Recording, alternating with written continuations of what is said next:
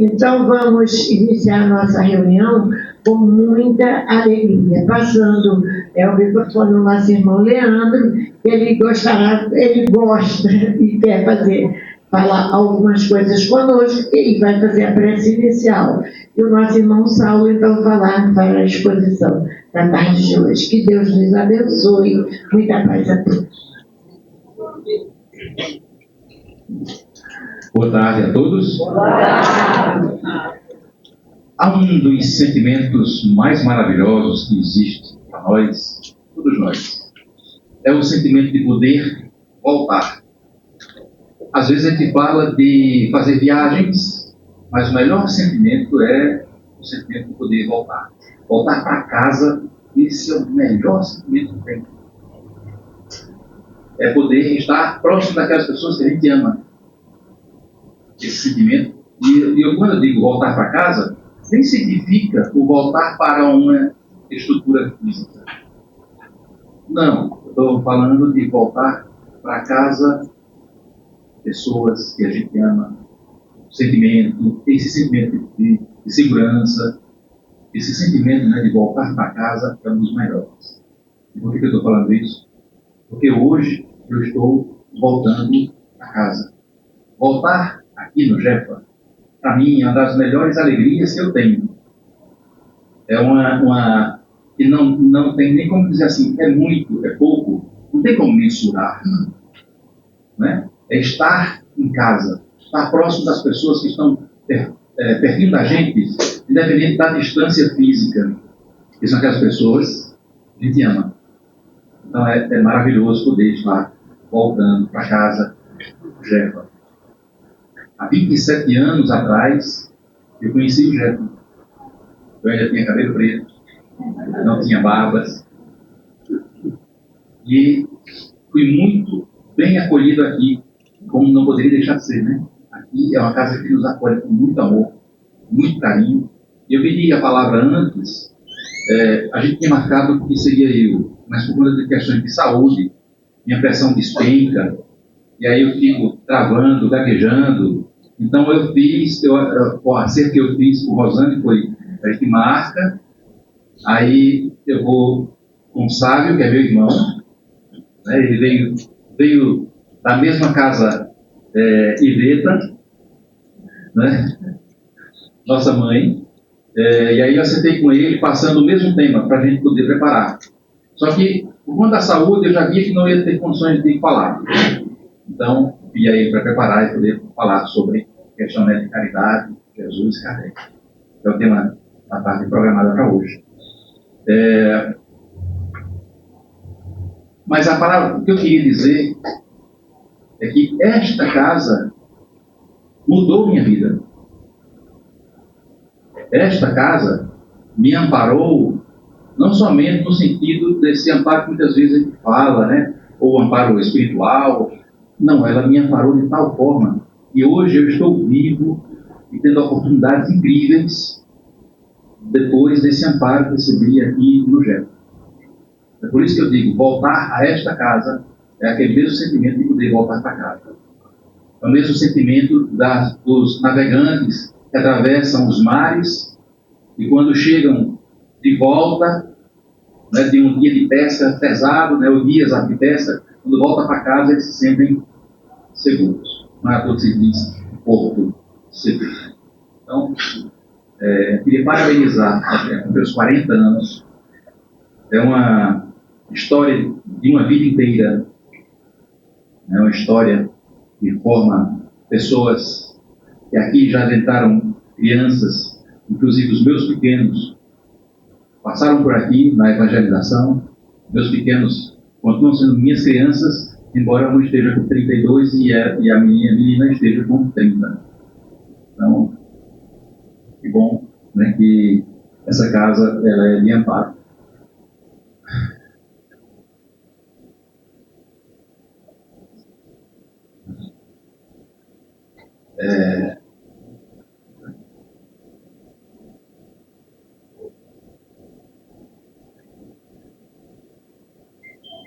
Além da emoção, agora, vamos sentar.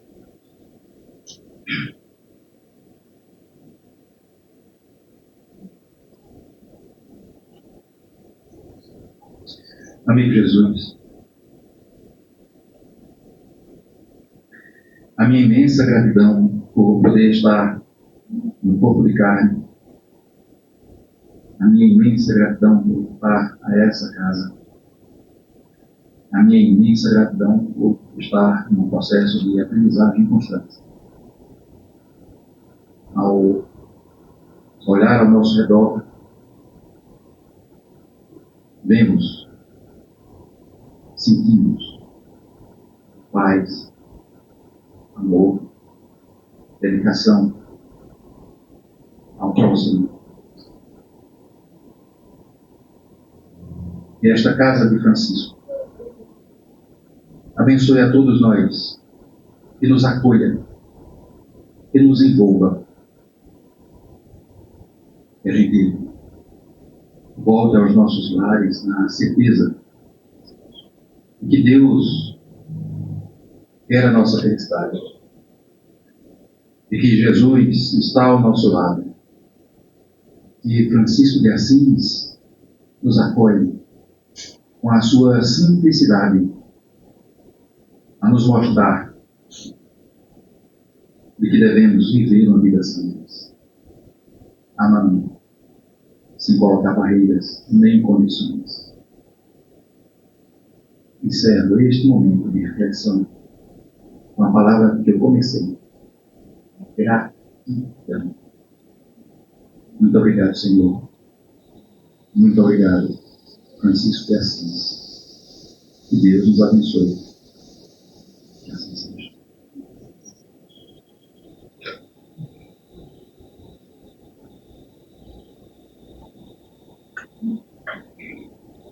Querido Mestre Jesus, com esse agradecimento, queridos, mais uma vez, iniciamos a reunião da tarde de hoje.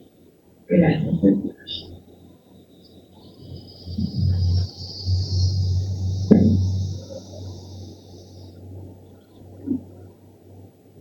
Boa tarde. Nem falando novamente não, tá? Dizem que as vozes da gente às vezes é parecida, né? Certa vez, inclusive, uma vez ele ligou para a casa da minha sogra, aí perguntou assim, sabe estar? Aí minha sogra disse, isso é tudo?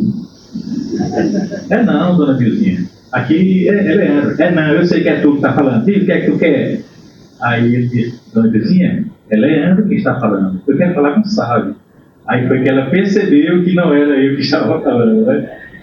As semelhanças são muitas, porque nós viemos de uma mesma raiz, né? Nós somos irmãos de sangue, e irmãos também nos trabalhos junto a essa causa espírita, nos faz reconhecer que todos nós somos irmãos, né? A causa espírita, dentro de uma casa espírita ou fora dela, é para o desenvolvimento e auxílio a todos nós. Trago um abraço fraterno de todos que fazem Grupo de Estudos Espíritas Chico Xavier, lá de Campos de São Félix. Cidadezinha aqui do interior, com 18 mil habitantes, né? A cidade, eu costumo dizer que é a cidade de primeira. Você passando a segunda no carro, você já está fora da cidade, de tão pequena que é.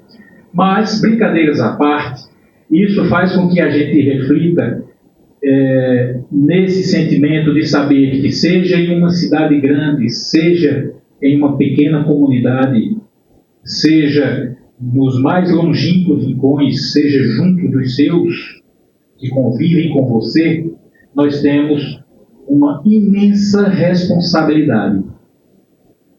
Responsabilidade de sabermos que somos todos irmãos e, como tal, devemos procurar fazer com que todos nós consigamos alcançar a perfeição moral que nos é possível a cada dia, a cada passo, a cada momento. Não é de uma hora para outra que a gente se modifica, mas é de momento a momento que a gente vai conseguindo fazer as alterações que a gente precisa em nossas vidas. Dito isto, quero parabenizar o Jefa pelos seus 40 anos de dedicação para com todos aqueles que aqui buscam se encontrar, buscam auxílio, buscam também, através do trabalho, a reforma íntima, que é tão necessária para todos nós. Todos nós temos dificuldades em nossas vidas. Todos os dias enfrentamos desafios, mas todos eles devem servir como um degrau para que a gente possa alcançar mais além daquilo que está à nossa frente. Lembro-me que foi nos proposto fazer uma reflexão sobre a caridade dentro do que Kardec nos apresenta, através da doutrina espírita, aliada a Jesus, o Mestre que veio nos ensinar a amar. Aquele que veio, com seu imenso amor, aceitou vir entre nós para nos ensinar o caminho, nos ensinar a verdade, nos ensinar a verdadeira vida. Mas, como já faz mais de 2.000 anos que ele esteve por aqui, e ele, quando aqui esteve, ele disse que a gente talvez não tivesse ainda condições de compreender tudo aquilo que ele dizia, mas ele ia mandar um compilador para que nós compreendêssemos tudo o que ele disse e muito mais.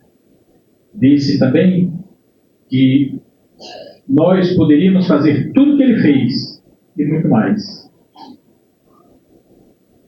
Ele nos ensinou a amar. E naquela época não se escrevia, ele não foi escrevendo faça isso, faça aquilo, nada disso. Ele foi ensinando pelo exemplo, pela vivência. Em cada momento que ele dispunha, ele apresentava um ensinamento. Seja em que momento fosse, sempre existia uma oportunidade de ele apresentar um ensinamento. Por isso, a gente lembra e deve lembrar sempre que nós temos que ter esperança para que a caridade não se faça incompleta. E a esperança, ela não é simplesmente aquela coisa do ficar esperando. Eu tenho esperança que vai acontecer algo. A esperança não é algo estático. Ela pressupõe movimento, ela pressupõe ação. E é claro que todos aqueles ensinamentos e tudo aquilo que ele nos ensinou como esperança de vida foi absorvido por aqueles que viviam ao seu redor, que o seguiam naquela jornada terrena. E, naturalmente, alguns dos seus discípulos iam fazendo anotações sobre aquilo que estava sendo ensinado por Jesus. Muitos de nós hoje aqui, certamente, não escrevemos mais cartas. Se eu perguntar aqui, quantos de nós aqui, nos últimos 5 anos, escreveu uma carta ali, de punho? Certamente, pouquíssimas. Não é?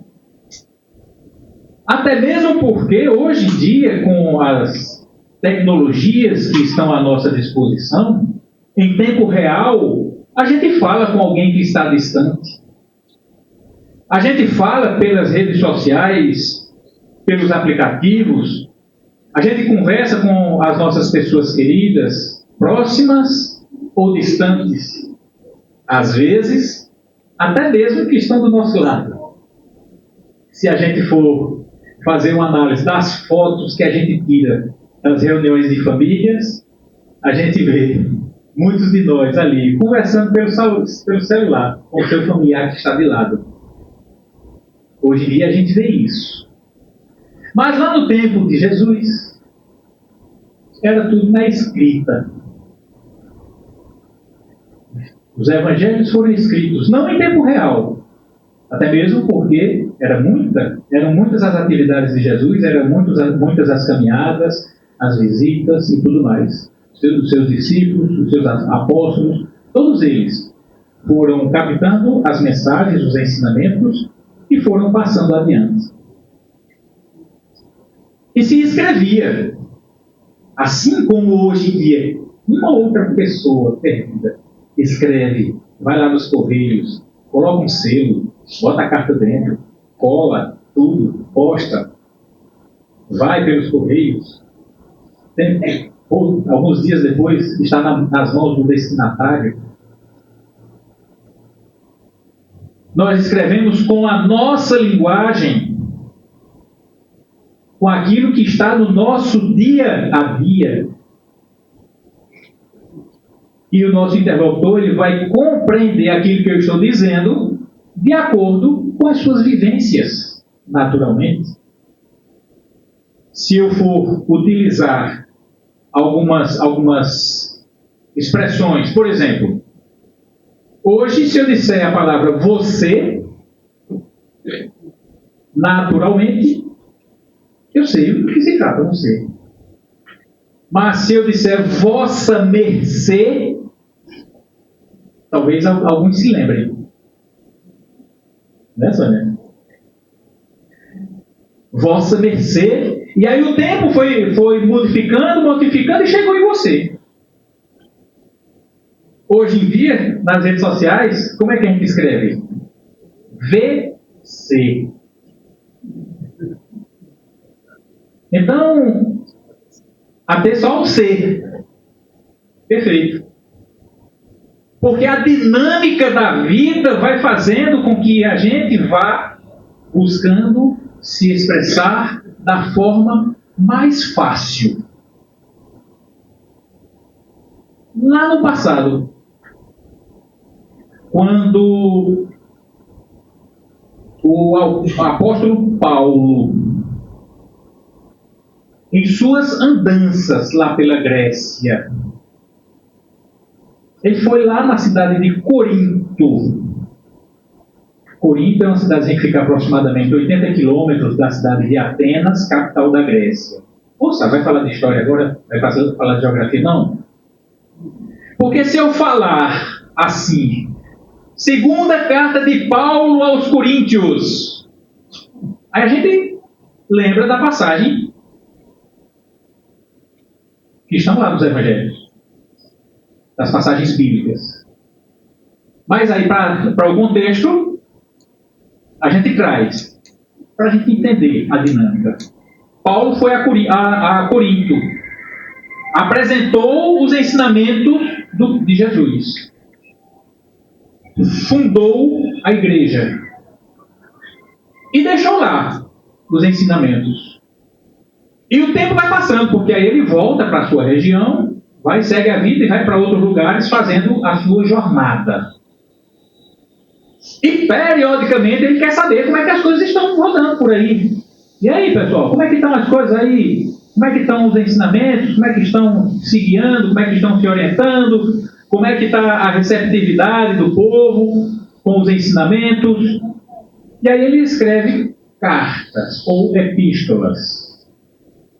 Então, nessas cartas, Paulo vai mostrando, esclarecendo, orientando os caminhos a serem seguidos na compreensão dos ensinamentos que Jesus passou. Quando a gente quer passar uma boa notícia, a gente usa carta, a gente usa celular e tudo mais. Paulo, tem uma boa notícia aqui para vocês. Aí escreve uma carta e que nessa carta ele vai fazer alguns esclarecimentos. Naturalmente que a sociedade, né, lá na Grécia, que era um centro de filosofia, Platão, Sócrates, Aristóteles e muitos outros filósofos que viviam naquela região ali, as notícias que ali passavam se espalhavam mais rapidamente Então, vai lá e Paulo diz, eu vou passar mais algumas orientações para essa cidade aqui de Corinto, porque daqui para se disseminar para o mundo fica mais fácil, para o mundo então conhecido, para novas comunidades, novas pessoas terem acesso. E aí ele diz assim, vamos escrever aqui, vamos fazer aqui algumas palavras e vamos explicar a essas pessoas quais foram os ensinamentos de Jesus, qual a compreensão dele quando ele estava passando os ensinamentos. Aí ele vai lá, segunda carta de Paulo aos Coríntios, no capítulo 13, ele diz assim: se eu falar a língua dos anjos, se eu tiver o dom da profecia e penetrar todos os mistérios, se tiver toda a fé possível, a ponto de transportar montanhas, mas não tiver caridade, nada sou. Entre essas três virtudes, a fé, a esperança e a caridade, a mais excelente é a caridade. Ele manda isso aí para lá, para os Coríntios. E aí ele vai explicar. Porque naturalmente, assim como eu usei aquela expressão do vossa mercê para o que a gente escreve, só um C para dizer que é você. Essa carta de Paulo, ela foi traduzida do idioma originário lá da Grécia para o latim 300 anos depois. E aí, quando o tempo passa e a gente pega uma carta que foi escrita há 5 anos, há 10 anos, a gente pega um livro que foi escrito há 10 anos, tem palavra lá, tranquilidade, escrito com trema. Hoje a gente olha assim, por que tem esses 2 pontinhos aqui? A linguagem vai se modificando, a compreensão da mensagem também, por vezes, ia sendo feita de acordo com a essência daquele povo que estava vivendo ali. E aí os filósofos iam fazendo todas aquelas compreensões. E esse termo específico, ele foi, de certa forma, dito assim: caridade é o mesmo que amor. Foi entendido que amor e caridade é o mesmo termo. Mas aí vem aqueles pensamentos filosóficos, como era na Grécia. Certo? Esse amor é o amor eros, que é o amor corporal. É isso que Jesus estava ensinando? Não. Então era o amor filia. O amor entre as pessoas. O amor fraternal entre as pessoas. Não é só isso. Aí chega no amor ágape, que é o amor perfeito e incondicional de Deus. Amor, caridade. Então, nas traduções que vão se passando, quando a gente pega uma carta, algo que foi escrito há tempos atrás, tem palavras que a gente não compreende, vez por outra é necessário que alguém venha nos dar essa orientação. Isso queria dizer isso, quer dizer aquilo. E aí, no nosso dia a dia, a gente passa a compreender a fórmula ensinada por Jesus. Não é aquela fórmula escrita de bolo, não. Que no bolo tem lá, você bota o trigo, se você for fazer bolo de trigo, daquele, né? Bota o trigo, bota o ovo, bate ali, bota a manteiga, bota uma pitadinha de sal, um pouco de açúcar. Eita, peraí, sabe? Você vai fazer um bolo aí agora? Não. Porque essa fórmula, eu posso entender que eu posso colocar o leite, o ovo, o sal, misturar, para depois colocar o trigo. Vai dar certo isso? Então, se a gente for pegar os ensinamentos de Jesus e formos colocando em prática de acordo simplesmente com o que a gente acha que é, essa forma, de certa maneira, não vai sair muito boa. A gente não vai estar seguindo exatamente o que ele queria dizer. É por isso que vem as reflexões que o Espiritismo vem nos trazer a reflexão para que a gente compreenda qual o verdadeiro sentido dessa palavra caridade. Que nos foi proposto falar hoje aqui, trazer essa reflexão. Porque a gente fala, às vezes a gente tem o costume de dizer assim, fulano é muito caridoso, fulano ele se doa. Mas o que era que Jesus queria dizer com caridade? Lá no Livro dos Espíritos, lá na questão 886, tem a seguinte pergunta: qual o verdadeiro sentido da palavra caridade, como a entendia Jesus? Porque a gente se propõe hoje aqui a fazer essa reflexão, os ensinamentos que o Espiritismo nos traz com os ensinamentos de Jesus. Porque o Espiritismo é isso.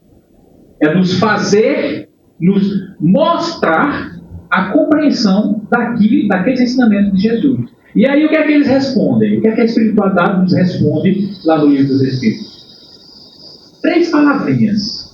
A primeira delas, benevolência. Então, Jesus queria dizer com a palavra caridade, a primeira delas é benevolência. Mas o que é isso, sabe? Para com todos. O que é que quer dizer benevolência para com todos? Benevolência é você fazer o bem para o próximo, sem olhar a quem. Eu vou fazer isso para fulano, porque fulano vai, lá na frente eu vou poder me beneficiar de algo. Não, isso não é benevolência. A benevolência é você se entregar ao próximo, à causa do próximo, independente de reconhecimento. A benevolência é você fazer aquilo que você gostaria que fosse feito por você, independente de você cobrar reconhecimento. Isso é benevolência. E a benevolência é para com todos. Sejam aqueles que têm afinidade conosco, ou aqueles com quem a gente não se afinize muito.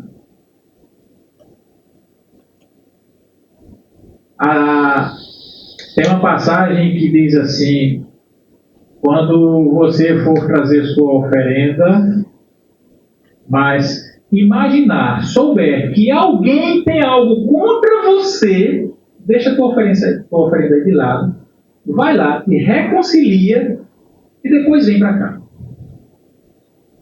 Então veja só, se você souber que alguém tem algo contra você, não é nem só o seu sentimento. Alguém tem algo contra você, vai lá, reconcilia. Faz o bem independentemente de quem seja, de classe social, de reconhecimento. Isso é benevolência pelo ensinamento de Jesus. O segundo ponto é a indulgência para com as imperfeições dos outros. Tem outra passagemzinha que diz assim: você enxerga um cisco no olho de um mosquito que está lá do outro lado da rua e não enxerga a trave que está no seu olho.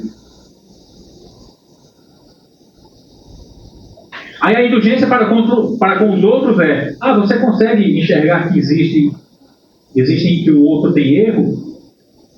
Apesar dos erros, aceite-a, se reconcilie com ela, queira o bem dela. Mas aquele meu vizinho é muito arengueiro. Todo dia ele fica jogando água do lado de cá no meu quintal e eu já aguei, isso aqui não vai fazer bem às minhas plantinhas. Reconcilie-se. Vai lá. apesar das dificuldades, apesar dos erros que o outro tenha, aceite, não os erros, não é isso que eu estou dizendo, aceite os erros. Aceite que é um irmão assim como você. Porque, naturalmente, todos nós temos nossas dificuldades, todos nós temos nossos defeitos. Se nós aqui estamos, é porque ainda precisamos aprender.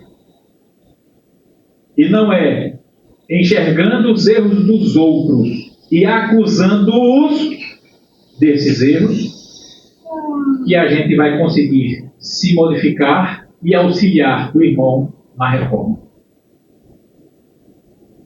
Porque a gente tem muitas vezes essa coisa do enxergar os erros que os outros estão fazendo.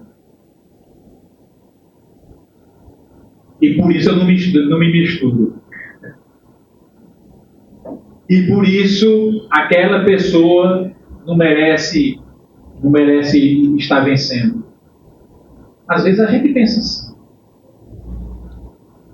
Mas o ensinamento de Cristo, o ensinamento de Jesus, quando ele fala de caridade, da indulgência, é que a gente veja que o outro também é irmão.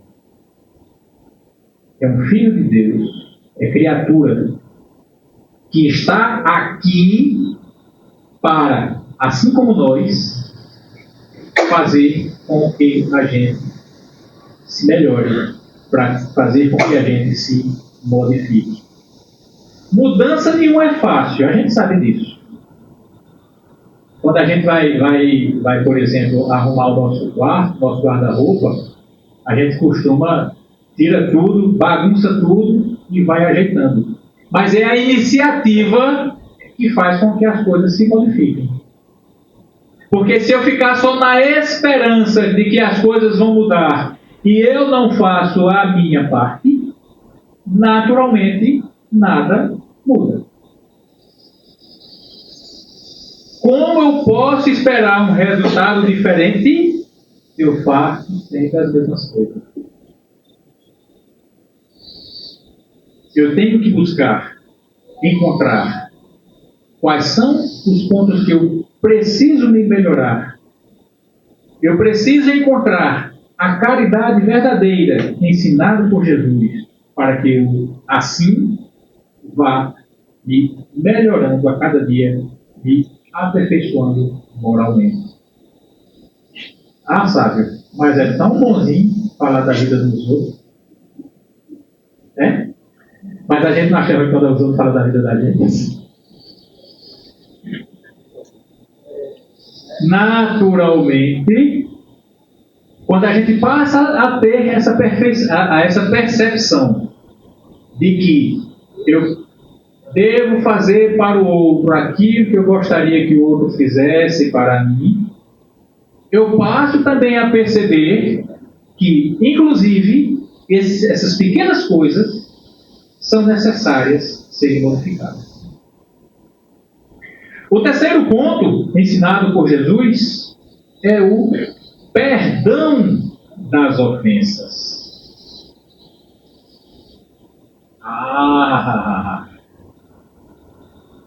Esquecer até esqueça, agora perdoar não perdoa não. Como assim?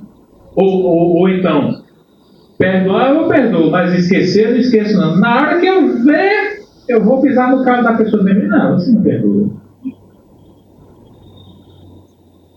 E o verdadeiro perdão não é esquecimento, vale salientar.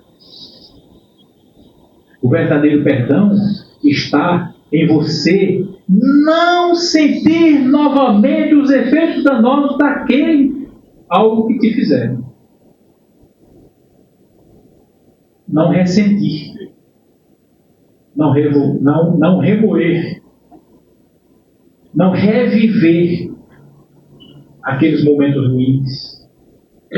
Perdoar é você saber que, assim como você é falho, se o outro foi com você, que você entenda que aquela pessoa também tem a possibilidade de se reencontrar, se modificar.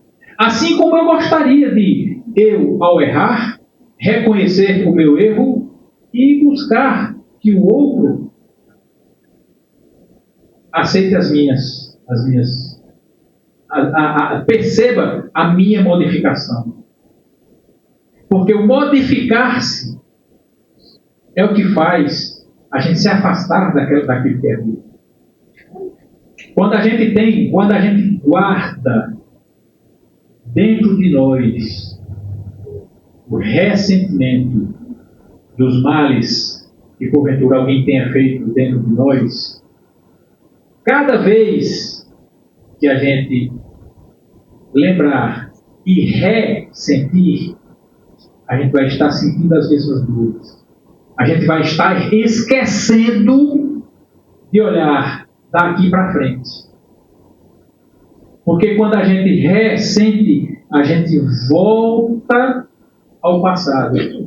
E se eu volto ao passado, estou esquecendo de viver o presente. E é no presente que a vida se faz. É no presente que a modificação se faz. É no presente que a gente consegue se preparar para algo melhor mais adiante. A vida futura se faz hoje. Hoje, nós somos o resultado de tudo aquilo que nós fizemos no passado. Tudo. O que a gente gosta, o que a gente não gosta, as alegrias e tudo mais. As nossas decisões, os nossos impulsos, tudo é resultado de que nós... O que nós somos hoje é tudo resultado do que nós já passamos em nossas vidas. Aí a gente olha para a gente e diz assim, tá bom assim? Não, tem algo que precisa melhorar. Então, eu vou ficar olhando para o passado? Não. Eu vou fazer hoje diferente do que fiz no passado para que amanhã eu seja melhor do que sou hoje. E o perdão é algo libertador. Quando a gente consegue se libertar das dores do passado, quando a gente consegue não reviver as dores do passado, a gente consegue enxergar a luz que está à nossa frente, o caminho que está iluminado à nossa frente, encontrando inclusive quais são as pedras firmes que podemos pisar. Mas se nós vamos caminhando aqui, olhando para trás, a gente não vai enxergar os obstáculos que estão à nossa frente. A gente não vai ter segurança nos passos que são necessários. Caridade. BIP. Né? Como a gente estava conversando ontem. BIP. Benevolência, indulgência, perdão. Era assim que Jesus entende caridade. E a caridade, como é que a gente coloca em prática essa caridade? Vamos para a vida prática. A gente viu os ensinamentos do BIP. Benevolência, entendeu o que quer dizer cada um. Mas como é que a gente coloca em prática? Por exemplo, a caridade material. De você chegar, alguém está necessitando, você vai dar um suporte material àquela pessoa. Alguém está precisando atravessar a rua, você vai lá e ajuda. Alguém está passando fome, você vai lá e dá um auxílio. Alguém está com frio, você vai lá. Ah, mas eu não tenho condições. Mas você tem conhecidos. Você conversa com as pessoas. Então, na caridade material, que é o exercício da caridade, como entende Jesus, é um dos fatores, é um dos passos que a gente pode dar do cumprimento. Nós temos a caridade moral. Como assim, sabe? Caridade moral. Caridade moral, quer ver um exemplo? Tem uma pessoa que está passando por uma dificuldade, que não está conseguindo se encontrar mentalmente, está muito aperreado, e aí você vai lá e empresta o seu ouvido para ouvir. Conta-se que certa vez alguém procurou um atendimento fraterno. Aí chegou, foi muito bem acolhido, e aí começou a falar. Falou. E falou. Passou 45 minutos falando. Chegou no final e disse assim: muito obrigado, você me ajudou muito. Aí a pessoa pensou assim: como assim? Se eu não disse nada? Como assim? Se eu não... Às vezes a pessoa está precisando falar. Às vezes a pessoa está precisando só... Vê só, vou usar o termo só, mas veja a profundidade. Está só precisando de um abraço. Não é? Como um abraço é reconfortante? Carga moral. Eu tive a oportunidade de conhecer duas pessoas que, em um determinado momento da vida social, tiveram um ligeiro desentendimento. Amigos desde a infância, jogavam bola juntos, estudaram juntos e tudo mais, e a vida foi se desenvolvendo, e por um determinado momento social se desentenderam. E quando um passava, o outro virava as costas. E passou num dia, passou nos dois, passou depois, na outra semana a mesma coisa, e um deles começou a se incomodar com aquilo. Como assim? Aí certa vez parou e foi falar com a pessoa. Fulano, nós nos criamos, crescemos, estudamos, somos amigos desde a infância. E vai ser por causa desse momento específico de conturbação social que a gente vai entrar e vai jogar fora tudo aquilo que a gente construiu em nossas vidas. Deu um abraço,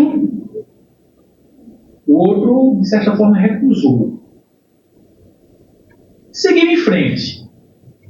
No outro, 2, 3 dias depois, vai passando no mesmo lugar. Estava lá a mesma pessoa.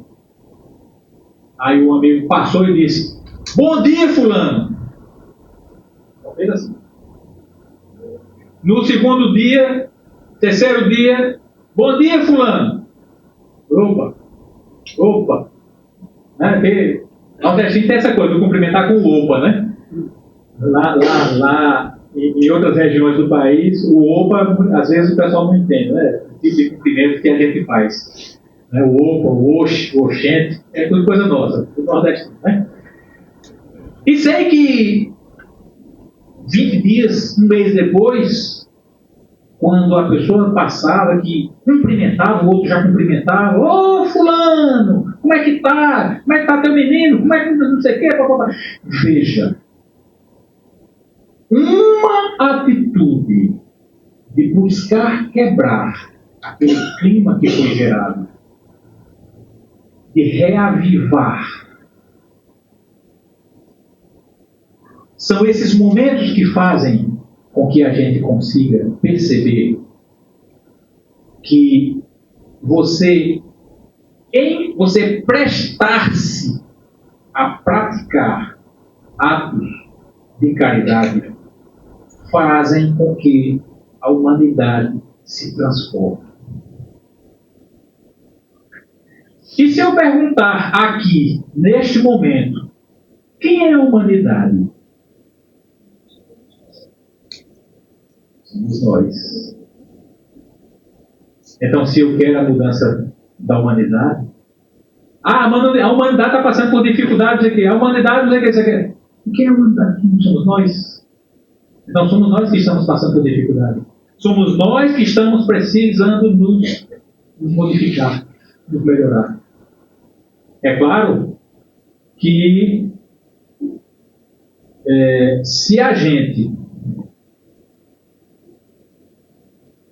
não se colocar à disposição para essas modificações, nós não estaremos praticando a caridade, assim como ensinou Jesus. A caridade moral está em você passar de manhã cedo, quando você acorda. No interior tem muito disso. Aqui também tem, em alguns bairros, de você ir passando e de manhã logo cedo tem alguém sentado na calçada.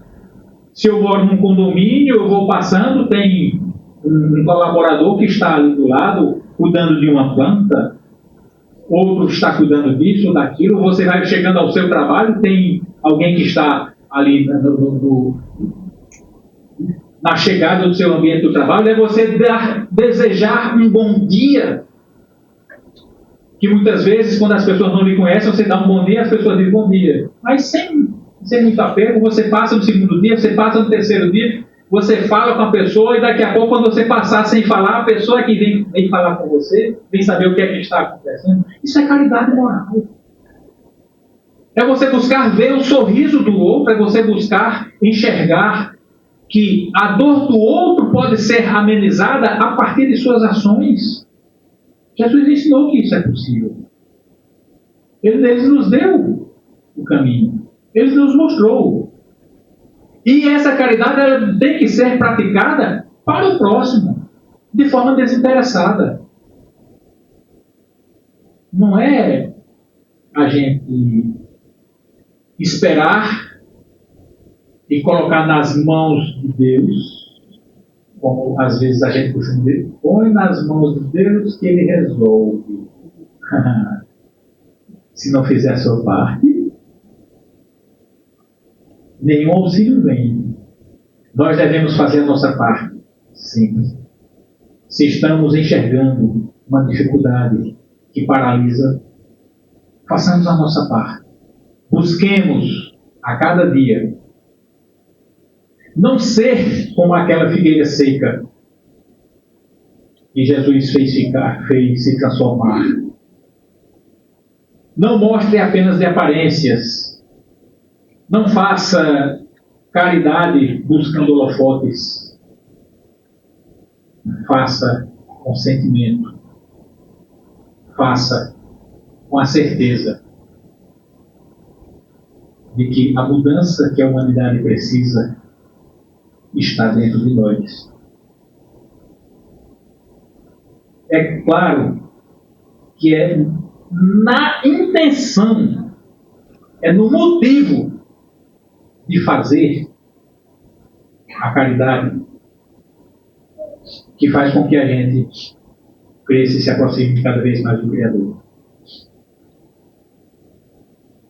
Existe uma frase que diz assim: fora da caridade não há salvação.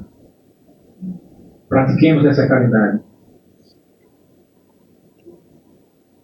E tem outra que diz assim: só se consegue ser forte no caminho da caridade.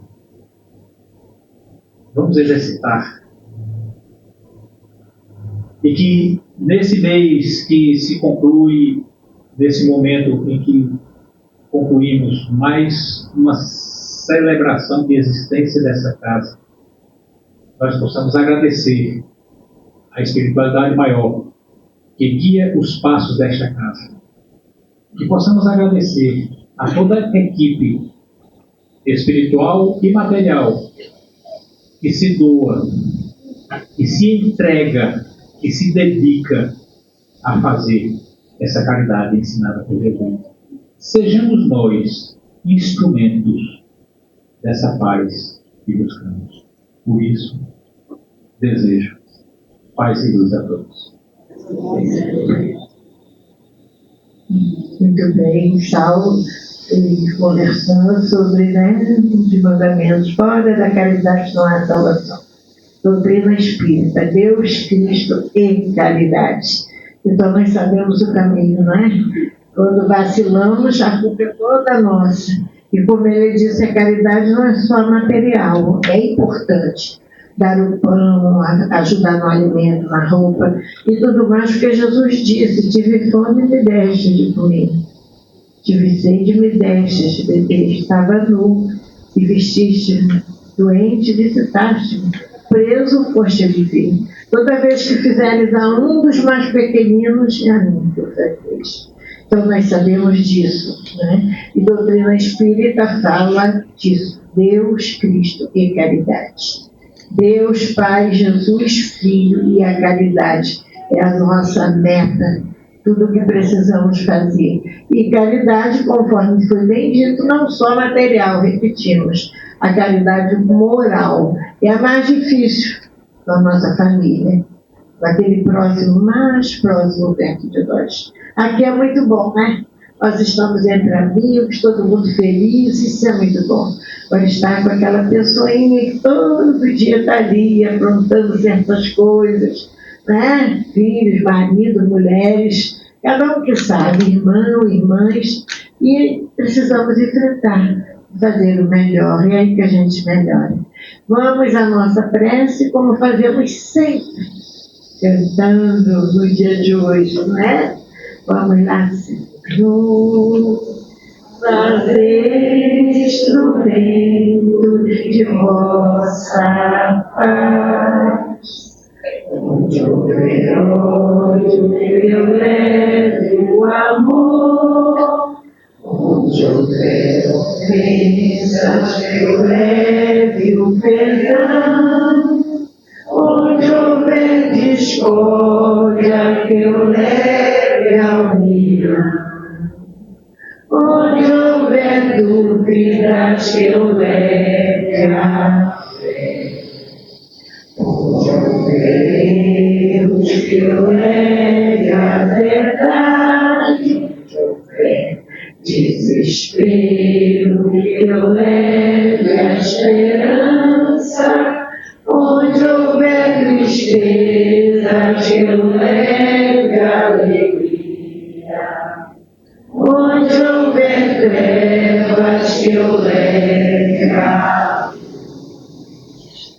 Oh, Mestre, fazer que eu procure mais consolar e ser consolado, compreender e ser compreendido, amar e ser amado, pois é dando que se recebe, é perdoando que se é perdoado, e é morrendo que se vive para a vida eterna.